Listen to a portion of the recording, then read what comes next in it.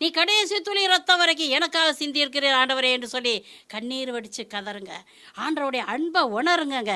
ஏதோ 2000 ஆண்டுகளுக்கு முன்னால் நடந்த சம்பவம், ஏதோ பாடுபட்டாராம், ஏதோ உயிர்த்தாராம், ஏதோ ஜீவனோடு இருக்கிறாராம் என்று சொல்ல கதை இல்லைங்க. நமக்காக நிஜமாகவே அவர் பாடுபட்டார், நிஜமாகவே ரத்தம் சிந்தினார், நிஜமாகவே காயங்களை ஏற்றுக்கொண்டார். பிரியமானவர்களே, இயேசுடைய காயங்களை கண்ட பிறகு, இயேசுடைய பாடுகளை நம்ம கண்ணால் பார்த்த பிறகு அவரை அன்பு செய்யாமல் இருக்க முடியுமா?